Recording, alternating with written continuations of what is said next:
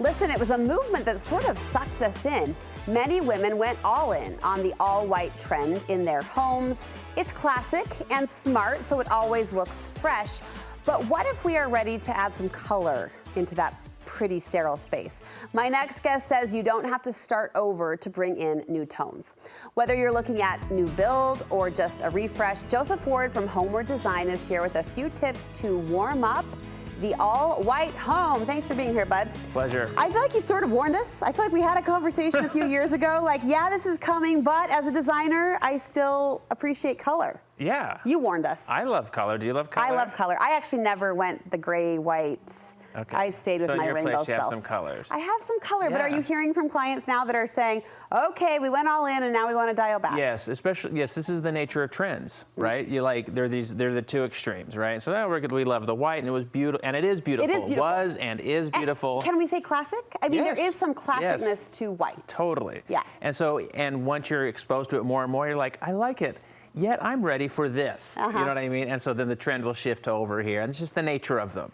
Your first recommendation to help make that shift within the walls of our own home is the easiest and most doable. Speaking of those walls, you say, let's pull out some paint, people. Paint them.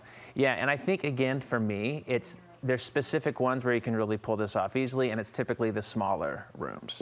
Bathrooms, offices, laundry rooms, you know what I mean? Yeah. Places like, I went to my whole family room, you know, this color, whatever. It's just these little spots in your house where it's manageable and it's not overwhelming. So those are some places where I definitely would start. Do we dare paint cabinetry?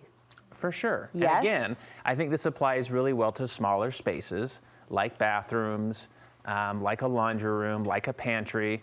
I mean, don't get me wrong, we do it with clients in their kitchens.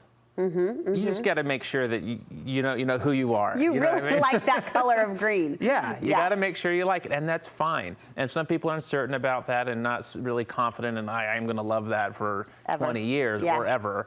But definitely you can do it there, and it's a great place to do it. You just have to know who you are.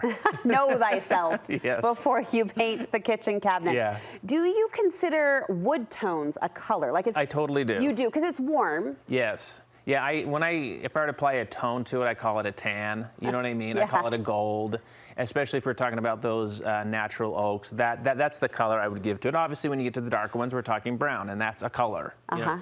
When sometimes we talk colors, we think like the circus is coming to town or something. You know, that's not what we're talking about. Yeah. We're just talking about something other than white. Gray? Can gray be a color? Yes, totally. Like we've done some great offices that is dark, gray, moody office, and it's killer. Probably needs to be a little more dark to, right? To balance the sterile. Yes, exactly. Aesthetic. Correct. Okay, all right. And finally, your last recommendation was a fun one I hadn't considered. You say we can add color through tile work.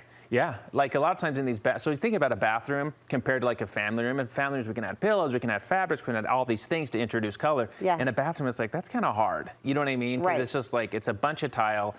And so that's where like paint the cabinet. Maybe your tile isn't a stark white. Maybe you're adding something that kind of has more of a wallpaper vibe, but in tile. Yeah, yeah. So it has some texture, potentially it has a pattern. Doesn't have to be like the circus came to town, but it does. But something that's like, oh, that's pretty and interesting to me. Elaborate on the pattern tile for a minute. How do you advise clients who want to play with pattern in tile? That does feel like more of a commitment than even wallpaper for some reason. Yeah, it does. And again, it doesn't have to be bold and like super in my face. There's some subtle patterns, but again, like a wallpaper, so I just want something subtle. It doesn't have soft. to be bold. Yeah. And so tiles can pull that off. They have all sorts out there that just have subtle patterns. When you put it up, you're like, oh, that's beautiful in my shower. It's not overwhelming, and it's also not plain white. Do you get excited when the client is like ready to roll up their sleeves and pull out the paint deck? Yeah, totally. That would be fun. Yeah, it is fun. All right. Any other trends that you want to warn us of now that we'll be talking about in 2 years how to undo? Color. Stop it. Everyone's doing color.